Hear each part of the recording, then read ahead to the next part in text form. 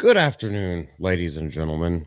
Good afternoon. This is the only time you'll hear it today after the news that I have to tell you. Whoa!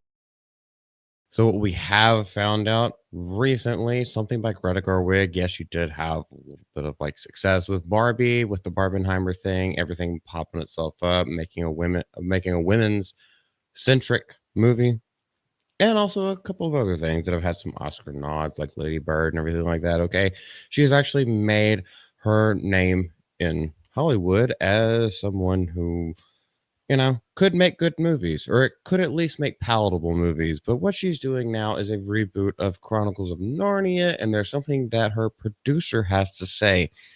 And if this is anything to go by, then we're going to get pissed today. But that's okay because you're here with me. And, anger works better in a group. We know that, don't we? So, to start it all off, we start with this Twitter post that says Greta Gerwig's Narnia film begins filming in July of next year. Leo the Lion, realize that because I am a Leo because I was born in July. But yeah, since Aslan is the main character, they're going to start filming there. It's almost like they're looking at the stars for guidance on how to make this work. And then the very next thing, it's a very new take. It's all about rock and roll, says Amy Pascal, one of the producers on the film. Rock and roll. So this article that we're going to talk about today comes from Screen Rant, which is actually pretty hard to find because if you just search through their website and also go through their film, even if you try to search Amy Pascal, if you try to search Narnia, anything like that, it doesn't show up. So maybe they're trying to hide it, or maybe Screen Rant is one of those sites that just vomits everything on there, so it is buried. But we're gonna bring them to light. So the producer, Amy Pascal, I wonder if she's related to somebody. Probably not. They all look the same. Has a surprising description of Greta Gerwig's first The Chronicles of Narnia movie following the critical and commercial success of Barbie. She's helming at least two movies for Netflix. Now, which of the book series will she be helming? Will they be split up? We don't know yet. At least I don't know. And she is producing it on the first movie. She also helped produce Little Women. Too, that fell off into Desideratum. I don't think anybody really cares about that other than Emma Watson was in it and found out that she's not really a good actress other than her eyebrows. That's the only thing that can act. Anyway, we definitely know she can't sing. Jason Isaacs, whose involvement in the project is not yet confirmed, so why the fuck are you talking about it? He also indicated that the first Narnia movie will adapt The Magician's Nephew. Okay. Well, I take everything I said back. You're going to do an even worse job because. So, why did you put the Leo the Lion thing in everything you're doing? While speaking with Deadline, Pascal teased the Gerwig's upcoming movie will be a very new take on Narnia. Oh my goodness, the proofreaders. What is all of. No, gosh. All right, we're not going to stay on that topic too long. It's all about rock and roll. Fuck this bitch. I don't care. We're too long into the thing. I'm not going to listen to myself anymore. She emphasized she's never seen anything like Greta and reminisced on when she barged into my office and said Little Woman has been done wrong when she hadn't even made Lady Bird yet. From that moment, Pascal asserted that she had complete confidence in Gerwig and that there's nobody like Greta. Why? Because she was a cunty bitch? This video is probably not going to do very well, and it's also probably not going to get many views, and it might get our channel struck. But here's my thing, and this might have to do with Screen Rant, but why do they keep trying? Magician's Nephew has nothing to do with The Lion, Witch, and the Wardrobe. Very little. So I don't know why they're trying to oh, this one movie that did really well because people were excited for it because people were fans of the book series. So what we're gonna do, yeah, we'll just throw that stuff in there. Images from something from your childhood, images from a movie that you like. I don't even think it was done very well. I think the Chronicles of Narnia movies, the three that they got through, So there was Lion Witch in the Wardrobe, Prince Caspian, and Voyage of the Dawn Treader.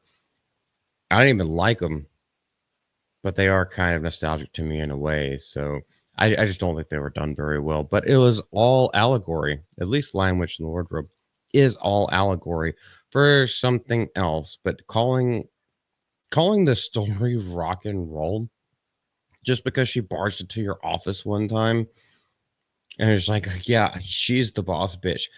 You're a sub female. You realize that you're a beta female, and because you're extra as a woman, of course, you had to add an extra syllable to the beta male thing. So yeah, good for you. But it goes down to say that her comment about Gerwig having a very new take on Narnia is unsurprising. Because of course they're going to have new takes on everything because they can't just stay true to the source material. No, God forbid they stay true to the source material. What the hell is wrong with these people? It keeps failing time after time after time. They're reimaginings.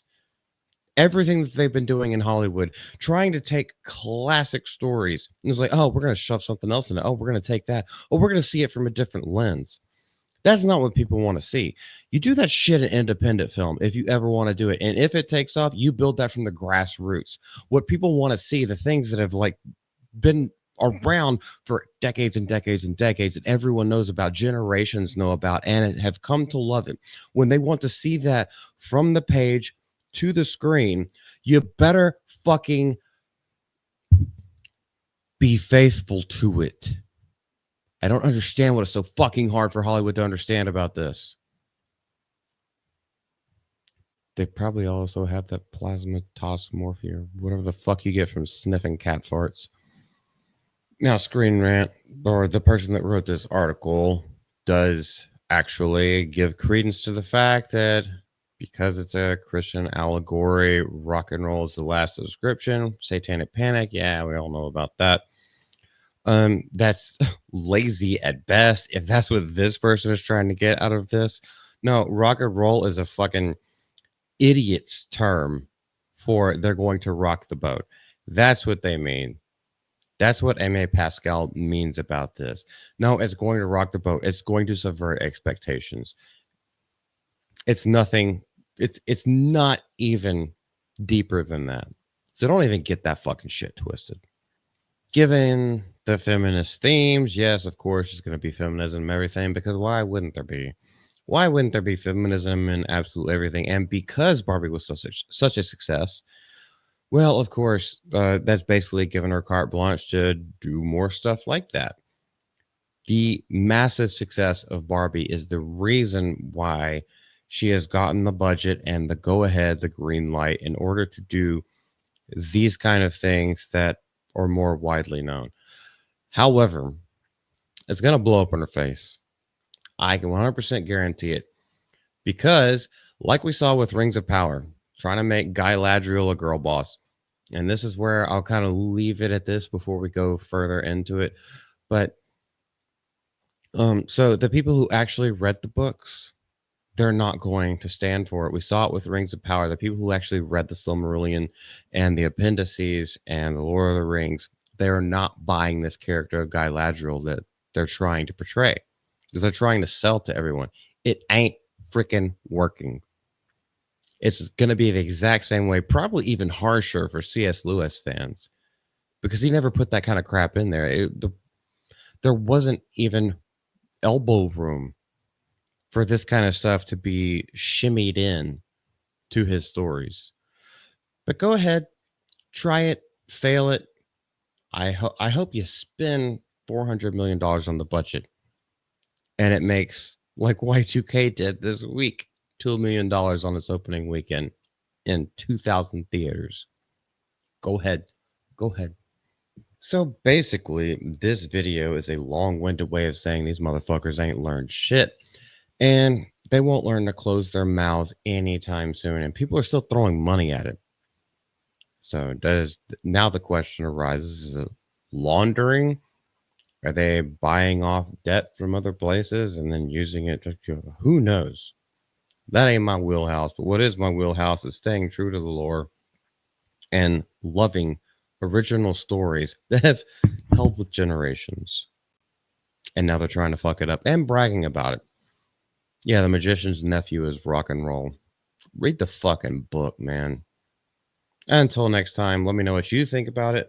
We will have this discussion in greater detail tomorrow on Late and Gay with the GCA with our special guest. I'm excited. I'm not going to ruin it right now, but like very excited for this guest. Y'all have a great day, and we will see you later. Bye bye.